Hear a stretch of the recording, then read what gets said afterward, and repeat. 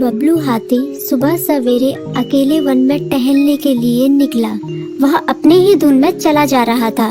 लगता था उसके दिमाग में कोई उलझन है जिसे वह सुलझाने की कोशिश कर रहा था।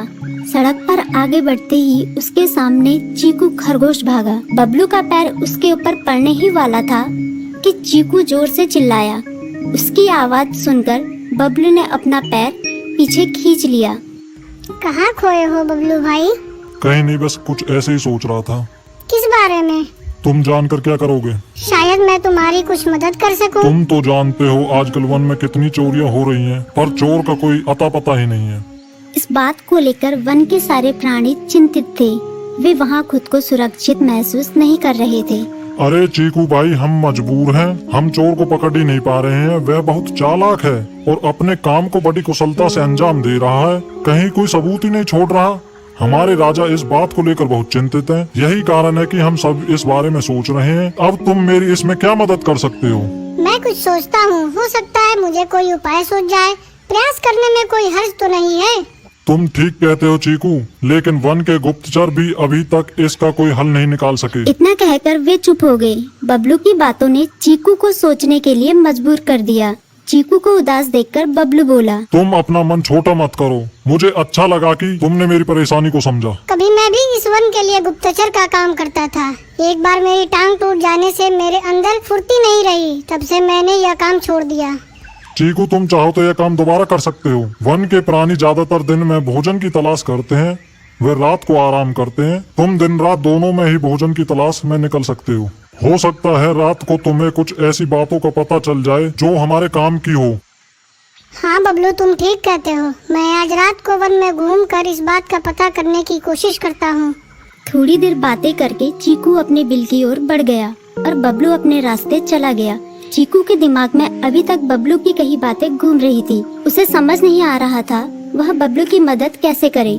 दिन भर वह उसी उधेड़-बुन में लगा रहा।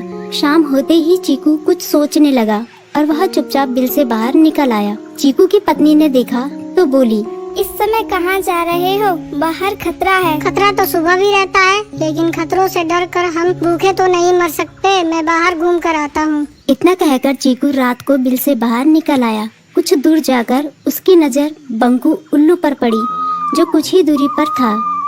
वह पेड़ की डाल पर बैठा अपनी गर्दन चारों तरफ घुमा रहा था। वह तेजी से पेड़ की एक डाल से दूसरी डाल पर उड़ रहा था। बंकू की नजर उस पर नहीं पड़ी थी। कुछ सोचकर चीकू पेड़ के पीछे से बाहर निकलकर थोड़ी खुली जगह पर आ गया और वहां से बंकू उल्लू को देखने लगा। बंकू ने चीकू को अंधेरे में भी देख लिया, पर उसने उसमें कोई उत्सुकता नहीं दिखाई और अपनी गर्दन चारों ओर घुमाता रहा। चीकू बड़ी देर तक बंकू की हरकतों पर नजर रखे रहा। वह थोड़ी देर तक खुले मैदान में खड़ा रहा, पर बंकू ने उसे देखकर भी अनदेखा कर दिया। उसने महसूस किया कि बंकू के आसपास चमकू चमगादड़ भी मंडरा रहा था। कुछ देर वन में घूमने के बाद चीकू अपने बिल में लौट आया और सुबह होने का इंतजार करने लगा। अगली सुबह बबलू उसी रास्ते में जा रहा था। रास्ते में चीकू उसका इंतजार कर रहा था। आज बड़ी जल्दी आ गए बबलू। हाँ, आजकल मुझे चिंता की वजह से नींद नहीं आती। कोई नई खबर है क्या? यकीन से तो मैं नहीं कह सकता, पर मैं तुम्हें ऐसे प्राणी का नाम बता सकता हूँ जो शायद चोरों की मदद कर रहा है। कौन है वो? बंकू उल्लू। इतना कहकर चीकू ने रात की घटना उसे ज्यों की त्यों सुना दी। इसे सुनकर बबलू का माथा ठनका। बबलू की आंखें चौंधिया गई। तुम ठीक कह रहे हो। मुझे आज रात बंकू और चमकू पर नजर रखनी होगी। इतना कहकर वे दोनों अपने अपने रास्ते चले गए।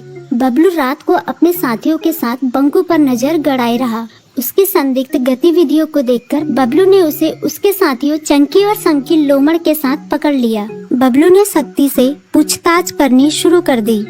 तुम इस समय बंकू चमकू के साथ क्या कर रहे हो? हम चारों दोस्त हैं, इसलिए साथ बैठकर बातें कर रहे हैं। चमगादड़ और उल्लू की दोस्ती तो समझ में आती है, पर लोमड़ के साथ दोस्ती कैसे हो सकती है? सख्ती से पूछने पर दोनों ने अपना जुर्म कबूल कर लिया और सभी चोरियों के बारे में बताया जो उन्होंने कुछ दिन पहले वन में की थी। बबलू ने उनके चोरी का सारा सामान भी बरामद कर लिया। बंकू और चमकू को अभी तक समझ में नहीं आ रहा था कि वो इतनी आसानी से कैसे पकड़ में आ गई।